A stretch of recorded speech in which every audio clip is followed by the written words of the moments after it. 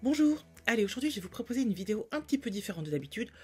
On va parler de livres, soyez sans crainte, mais on va parler de livres qui peuvent apporter de la culture générale, apporter de la culture tout court, qu'elle soit générale ou pas générale. C'est vrai que souvent on achète en bibliothèque des livres parce que c'est des livres qui sont faciles à partager, qu'on n'a pas forcément envie d'acheter, mais qui peuvent être intéressants à avoir et surtout qui peuvent être faciles à offrir. Voilà. Donc aujourd'hui, je vais vous proposer 10 livres ou séries de livres qui peuvent vous aider à acquérir de la culture dans un domaine ou un autre.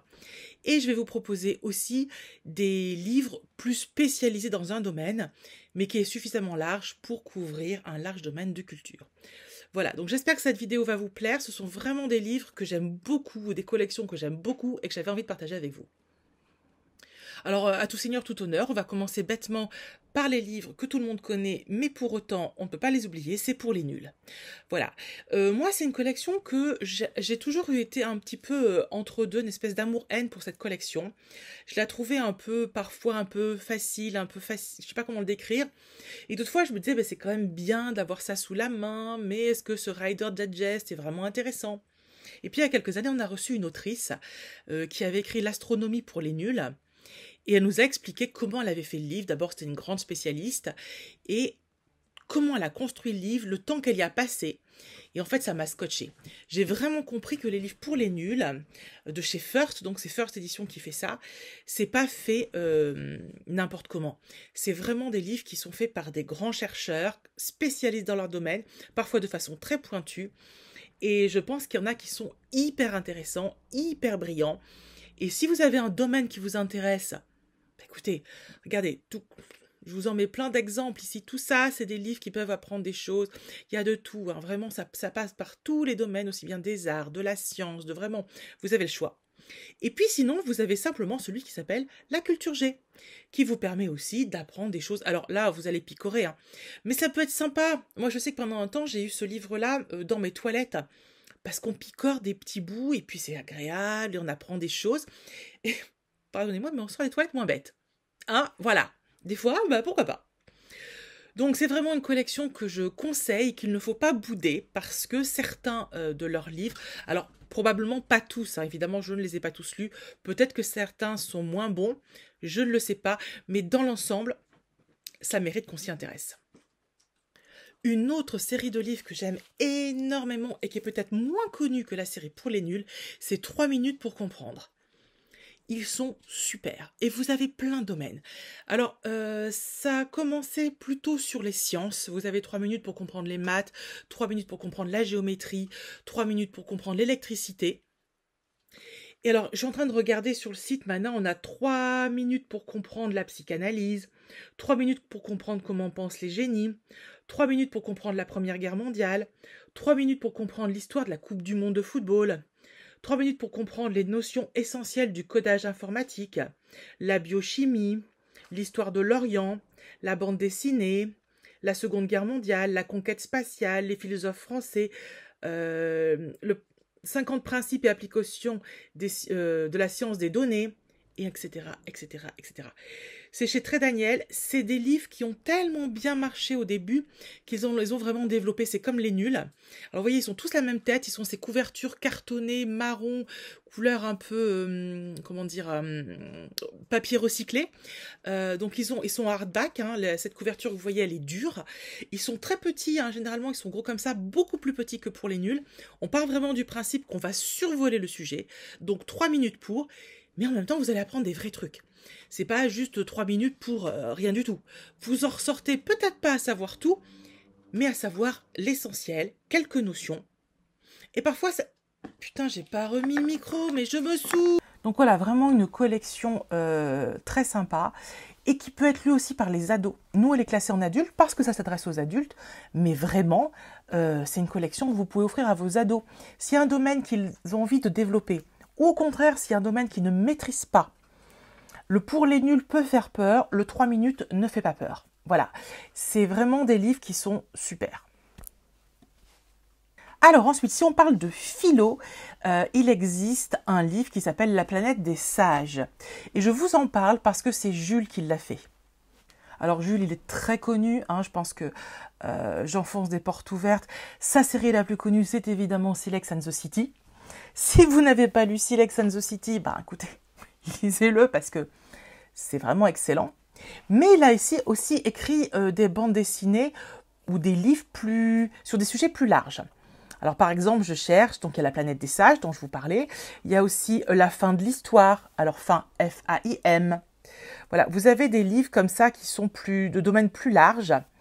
Ah oui, c'est lui aussi qui a fait ça, 50 nuances de grec. Après avoir repris Sex and the City en Silex and the City, il a repris 50 nuances de grec en 50 nuances de grec. Ça c'est pareil, c'est excellent. Ouais, non, vraiment, ce type-là fait des trucs super. Ah, il a fait Platon la gaffe. Je l'ai pas lu celle-là. Survivre au travail avec les philosophes. Bon, en même temps que je vous parle, j'en découvre. Mais sachez que cet auteur, que je trouve personnellement assez formidable, a fait ses livres. Et c'est aussi une façon d'aborder la culture, la philosophie qui peut paraître un petit peu absconde comme ça, de façon plus légère, plus sympathique. Et du coup, à titre personnel, ça rentre beaucoup mieux dans ma tête. Si vous avez envie de découvrir ou de développer votre culture générale sur la mythologie, en ce moment, depuis quelques années, les romans sur la mythologie fleurissent. On en voit beaucoup des reprises de tels personnages, de tels héros grecs ou de tels dieux. Mais parfois, j'ai l'impression qu'il y a quand même des grosses bêtises de dites. Alors, il y a des romans qui sont super. Il y en a d'autres, on prend un peu des largeurs. Alors, pourquoi pas, hein, c'est des réappropriations. Mais si vous avez envie de revenir aux sources pour découvrir ce qui a inspiré ces romans, il y a une série de livres qui a été faite par Muriel... Alors, j'arrive pas bien à prononcer son nom. C'est comment son nom? Zack. S-Z-A-C. Zack. Et alors, par exemple, elle a fait le feuilleton d'Hermès, le feuilleton d'Artémis, le feuilleton de Thésée et le feuilleton d'Ulysse. Ce sont 4 livres assez épais qui sont très beaux, très qualitatifs, qui racontent à chaque fois à l'intérieur les histoires des héros et des dieux. C'est fait, mais de façon... C'est très littéraire, c'est très bien écrit. Et en même temps, c'est très accessible. Je me souviens à l'époque, quand mes enfants étaient plus petits, moi j'avais toujours eu envie de leur faire découvrir la mythologie parce que j'adore ça. Et mon mari leur lisait ça en guise d'histoire du soir. Parce que quand ils arrivent à un certain âge, qu'ils ont 8 ans, 10 ans, vous pouvez commencer à leur balancer des thèmes comme ça. Et ces livres-là sont super bien faits. Mais vraiment super bien faits. C'est, comment dire, c'est vrai. Alors non, c'est pas vrai. Hein. La mythologie n'est pas vraie. Mais par contre, c'est la vraie mythologie. Et elle est hyper bien écrite, hyper bien décrite, hyper bien racontée. Vous buvez du petit lait. C'est accessible pour les plus jeunes, pour les adolescents, pour les adultes. Alors chez nous, elles sont rangées dans la collection ado. Mais vraiment, si vous êtes adulte et que vous avez envie de découvrir la mythologie, ces livres sont merveilleux. Évidemment, je ne vais pas passer à côté du plaisir de vous rappeler que si vous avez envie de découvrir des femmes qui ont marqué leur temps, leur époque, dans un domaine ou un autre, eh bien, il faut lire Les culottées de Pénélope Bagieux. Parce que là, vous avez à travers des petits pointillés. Vous allez à la rencontre de personnages féminins oubliés, invisibilisés. Et là, elle vous les redonne. Et l'avantage, c'est que s'il y en a un dans le lot qui vous intéresse, après, vous pouvez aller chercher un autre livre, une biographie, une autobiographie, un documentaire sur le sujet. Voilà. Ça ouvre des portes, ça ouvre des perspectives. Et c'est tellement bien fait. Et là, c'est pareil. J'ai envie de dire à partir de 8 ans. Hein. Nous, elles sont rangées aux adultes, mais... Moi, j'en ai lu des culottées à ma fille, elle était toute petite. Alors, toute petite, je m'entends, elle n'avait pas 3 ans. Hein. Mais voilà, c'est vraiment des livres qui peuvent être lus à tout âge et surtout qui sont super pour faire cadeau. Récemment, j'ai offert l'intégrale à une amie et pour moi, c'est une valeur sûre. Je suis sûre de faire plaisir parce que ça fonctionne. Voilà. Donc, on n'oublie pas les culottées de Pénélope Bagieux parce que pour faire sa culture générale sur les femmes, c'est parfait. D'ailleurs, puisqu'on en a parlé de BD et de femmes, je ne peux pas passer à côté des livres de Catel et Bocquet. Je vous lis les titres, bon, vous allez comprendre très vite. Hein. Alice Guy, la femme qui a fait la première femme à avoir fait du cinéma.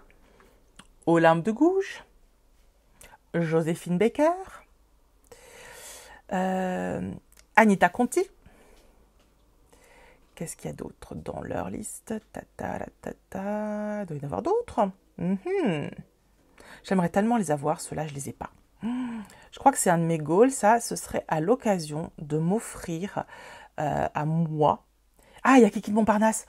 Il y a Kiki de Montparnasse. Est-ce que je vous parle de mon amour pour Kiki de Montparnasse? Mon tatouage est là. Bon, ben voilà. Alors, je sais plus qui y a d'autres, mais vraiment, ces BD sont top. Alors, pour le coup, c'est très fouillé, c'est très... Et alors, c'est pas du tout jeunesse. Là, ce sont des BD adultes qui s'adressent vraiment à un public adulte, mais qui permettent d'entrer dans l'intimité de ces femmes, qu'elles soient très connues ou moins connues. Voilà, Kiki de Montparnasse va être plus connue qu'une autre, mais Olympe de Gouges très connue, par contre Alice Guy moins connue. Voilà, mais en tout cas, c'est des BD qui sont formidables et vous allez apprendre des trucs. Évidemment, même si ces BD sont très anciennes, j'ai un amour un peu désuet pour ces livres. C'est l'histoire de France en BD. Alors je vous les mets là, vous voyez les couves, là on est sur des trucs assez anciens. La collection que j'ai à la maison, elle appartenait à mon mari quand il était enfant. Donc c'est pas hier, hein. On va pas donner son âge, ce serait désagréable. Mais c'était pas hier, voilà. Cependant, elles ont le mérite d'exister, elles ont le mérite d'être là, elles ont le mérite d'avoir fait un travail énorme de vulgarisation de l'histoire, de rendre accessible l'histoire à tout un chacun et de le donner à travers un biais plus facile et moins effrayant pour les enfants, qui est la BD. Parce que voilà, quand vous donnez une BD sur un sujet à un enfant, il va y aller plus facilement que si vous lui filez la même chose, mais sous forme de texte, de roman ou de documentaire. Parce que ça fait peur. La BD, il l'ouvre, il y a des dessins, il va commencer à lire. Donc ces BD-là, vous les trouvez d'occasion partout. Vous les trouvez à mon avis sur eBay ou sur Vinted ou je sais pas où. Achetez ça. Et on pioche et on grappille. Ça fonctionne, hein. Et je terminerai avec ce livre de Yuval Noah Harari, qui s'appelle Une brève histoire de l'humanité, qui existe aussi bien en livre qu'en bande dessinée. Alors nous, à la maison, on l'a en BD, c'est mon fils qui l'a. C'est un livre qui, de façon fort intelligente, fort didactique, nous amène à la rencontre de l'humanité, en fait. Et c'est très bien fait. Et si le livre vous fait peur, ce que je comprends tout à fait, la bande dessinée, je vous dis, je ne sais plus qui l'a offert à mon fils, il devait avoir 15 ans, donc voilà, ça se lit à partir de 15 ans, la BD, et elle est super. Vous apprenez plein de choses, vous avez l'impression de ressortir intelligent, cultivé. Écoutez, ce petit cadeau, ça n'a pas de prix, hein. Ce petit cadeau qu'on se fait à soi-même, à son cerveau, ça n'a pas de prix. Moi, je dis, lisons ces petites choses qui nous permettent d'apprendre des choses facilement, légèrement, sans être obligé de nous plonger dans une espèce de somme de documents un peu monstrueux, un peu fatigants. Donc voilà. Voilà, c'était les 10 livres ou collections que j'avais envie de partager avec vous pour vous inspirer et vous dire que on est tous pareils, on a tous des domaines qu'on connaît moins bien. Le premier qui lève la main dans les commentaires pour me dire qu'il maîtrise tous les domaines, il va falloir me le prouver. Et puis pour tous les autres qui sont comme moi, qui ont plein de lacunes parce qu'on ne maîtrise pas tout, écoutez, piochez, il y a de quoi faire.